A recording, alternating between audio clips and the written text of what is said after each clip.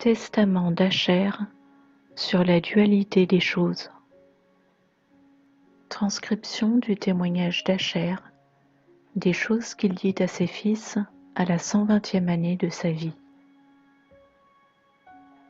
Il était encore en santé quand il leur dit : « Vous, enfants d'Asher, écoutez votre père, et je vous dirai tout ce qui est juste au regard de Dieu concernant les deux voies que Dieu donna aux fils des hommes, les deux pensées pour deux actions, les deux places pour deux fins. Ainsi donc, toutes choses vont par deux, l'une correspondant à l'autre. Il y a deux voies, l'une bonne, l'autre mauvaise, par laquelle les pensées se manifestent dans notre être de manière distincte. Si l'âme prend plaisir au bien, alors toutes ses actions seront droites. Et dès qu'elle pense avoir péché, elle se repent aussitôt. Ayant placé son esprit dans la droiture et excluant la malice, elle renverse aussitôt le mal et déracine le péché. Si la pensée est disposée au mal, toutes ses actions seront mauvaises. Elle se détourne du bien et retient le mal en elle, car Béliar la domine. Aussi, elle dénaturera en mal ce qu'elle fait de bien, car à chaque fois qu'elle commence à faire le bien, elle amène la fin de son action à faire mal, car le trésor du mal est rempli du poison d'un mauvais esprit. Il y a l'âme qui dit du bien de quelqu'un qui cause du mal. Or cette façon de faire conduit à la tromperie. Il y a l'homme qui n'a aucune pitié et rend le mal pour le mal. Cela présente deux aspects, mais le tout est mauvais. Il y a l'homme qui aime une personne qui fait le mal, qui cohabite et s'implique avec le mal, et choisirait de mourir pour sa cause, même pour un mauvais motif. En cela, il y a deux aspects, mais le tout est mauvais, car bien qu'il y ait de l'amour, le tout n'est que méchanceté cachant le mal. Cela donne une fausse apparence de bonté, mais aboutit au mal. Il y a l'homme qui vole et agit injustement, pille et fraude, mais qui néanmoins a pitié envers le pauvre. Cela aussi revêt un double aspect, mais l'ensemble est mauvais. Celui qui fraude son prochain provoque Dieu et jure faussement contre le Très-Haut. Et pourtant, il a pitié des pauvres.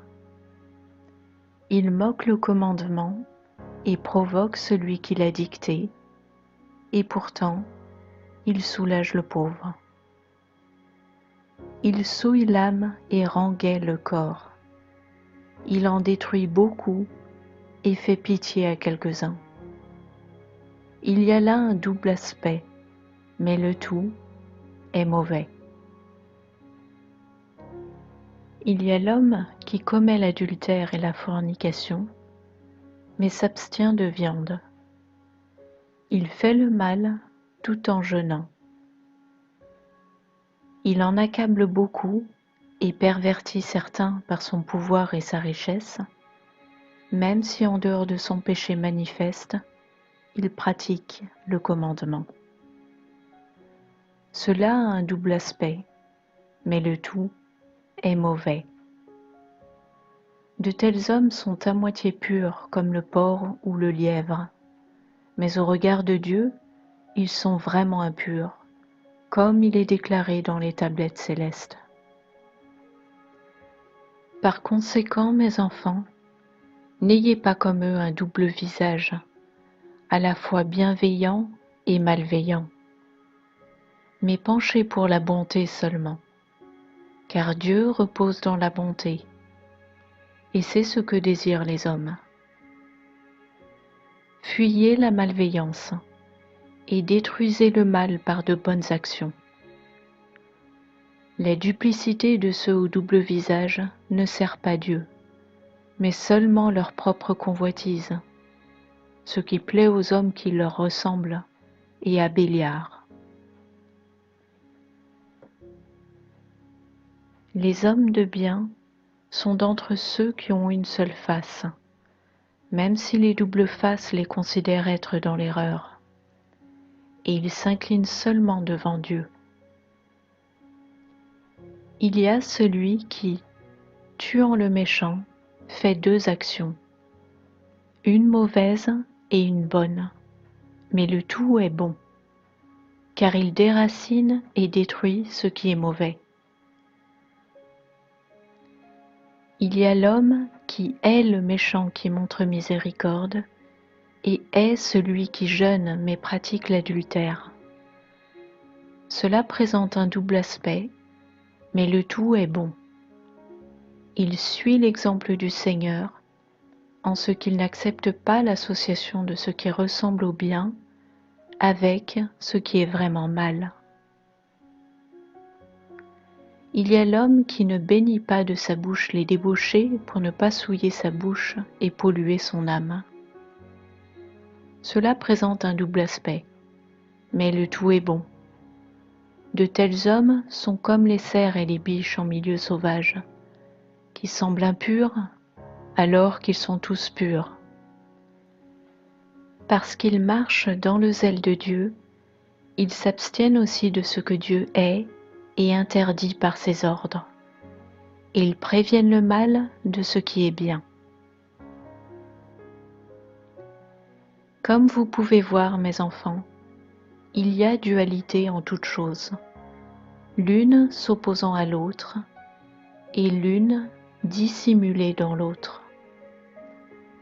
Dans la richesse se cache la convoitise, dans la convivialité, l'ivrognerie, dans le rire, le chagrin, dans le mariage, la prodigalité.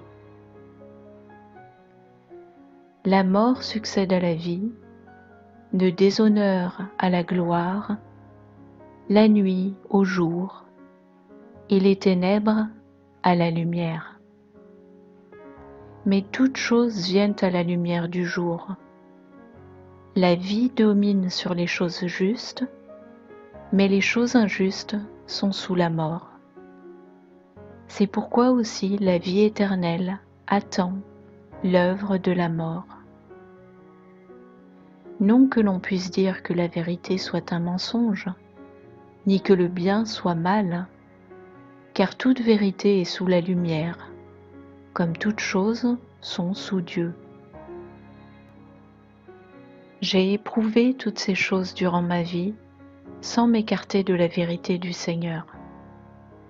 J'ai recherché et me suis efforcé d'obéir aux ordres du Très-Haut d'un cœur entier en suivant ce qui est bon. Prenez garde aux ordres du Seigneur pour suivre la vérité d'un cœur entier, mes enfants, car ceux qui agissent avec duplicité sont coupables d'un double péché, car ils font le mal et prennent plaisir à voir d'autres en faire autant, à l'exemple des esprits de tromperie qui œuvrent contre l'humanité. Gardez donc, mes enfants, la loi du Seigneur, et ne prêtez pas l'oreille au mal comme si c'était le bien, mais regardez ce qui est vraiment bon, et gardez-le dans tous les commandements du Seigneur, en faisant votre conversation et en vous y reposant. Car à l'issue de leur vie, la justice ou l'iniquité des hommes est dévoilée, lorsqu'ils rencontrent les anges du Seigneur ou de Béliard. Car lorsque l'âme s'en va instable, elle est tourmentée par l'esprit mauvais qu'elle a servi, dans les convoitises et les œuvres mauvaises et méchantes. Mais si l'âme est en paix, elle s'en va joyeusement à la rencontre de l'ange de paix, et celui-ci la conduit dans la vie éternelle. Ne devenez pas, mes enfants, comme Sodome, qui a péché contre les anges du Seigneur et qui a péri pour toujours. Car je sais que vous pécherez et que vous serez livrés entre les mains de vos ennemis. Votre pays sera dévasté, vos lieux saints seront détruits, et vous serez dispersés aux quatre coins de la terre. Et vous serez réduits à néant, disparaissant comme de l'eau dispersée, jusqu'à ce que le Très-Haut visite la terre, qu'il vienne lui-même sous la forme d'un homme. Il mangera et boira avec les hommes de paix, et il brisera la tête du dragon par l'eau. Il sauvera Israël et tous les païens, toutes les nations. C'est pourquoi, vous aussi, mes enfants, dites ces choses à vos enfants, afin qu'ils ne lui désobéissent pas. Car j'ai lu dans les tablettes célestes que vous serez désobéissants en effet, et que vous agirez de manière impie, ne tenant pas compte de la loi de Dieu, mais des commandements des hommes, étant corrompus par la méchanceté. C'est pourquoi vous serez dispersés comme Gad et Dan, mes frères, et vous ne connaîtrez ni vos terres, ni votre tribu, ni votre langue. Mais le Seigneur vous rassemblera dans la foi, par sa tendre miséricorde, pour la cause d'Abraham, d'Isaac et de Jacob. Et quand il leur eut dit ces choses, il ajouta : Enterrez-moi à Hébron. Il tomba alors dans un sommeil paisible et mourut à un âge avancé. Ses fils firent ensuite comme il leur avait demandé. Ils l'emportèrent pour le placer avec ses pères.